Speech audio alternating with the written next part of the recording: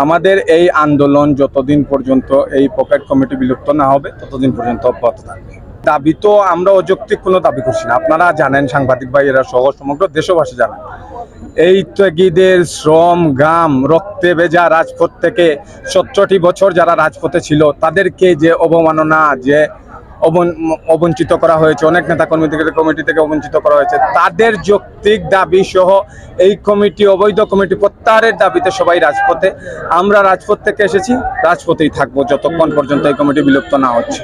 আজকে আপনারা যে প্রশ্নটি করেছেন, এই আমরা অনশন ভাঙার পর আজকে কেন আবারও আমরা মাঠে, আমরা গতদিন যে অনশন করেছি আমাদেরকে আশ্বস্ত করা হয়েছে সিনিয়র নেতৃবৃন্দ, আহ্বায়ক কমিটির সাবেক আহ্বায়ক কমিটির সদস্য সিনিয়র ভাইরা এসে আমাদেরকে আশ্বস্ত করেছেন আমাদের জন্য, ওনারা আমাদের জন্য কাজ করবেন, আলাপ আলোচনা করবেন। আমরাও বিশ্বাস করেছি এবং এখনও বিশ্বাস করতেছি। ওনারা, আমরা দেখতেছি, আমরা সবসময় জানতেছি, খোঁজখবর নিতেছি। ওনারা কেন্দ্র এবং সিনিয়র নেতৃবৃন্দ, জেলা মহানগর এবং সেন্ট্রালের নেতৃবৃন্দদের সাথে আলাপ আলোচনা করতেছেন। আর আমরা গতদিন আমরা একটা ঘোষণা দিয়েছিলাম, আমাদের আন্দোলন কিন্তু চলমান থাকবে।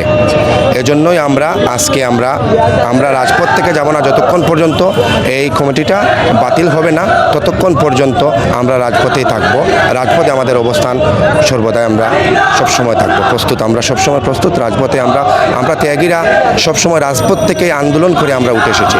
আমরা ঘরে এসির ভিতরে বসে আমরা রাজনীতি করি না, ফেসবুকের রাজনীতি আমরা করি না।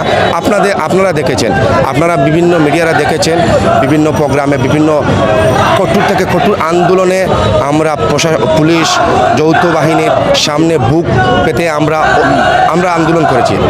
এই কমিটিতে স্থান পেয়েছে, তাদের বিরুদ্ধেই আমাদের এই সংগ্রাম। আমরা প্রেসিডেন্ট সেক্রেটারিকে স্পষ্ট ভাষায় বলতে চাই, আপনারা এই কমিটিকে, সেন্ট্রাল নেতৃবৃন্দকে বলতে চাই, এই কমিটিকে কলঙ্কিত করবেন না, সিলেটের মাটিকে কলঙ্কিত করবেন না। আমরা এই কমিটি বিলুপ্ত চাই।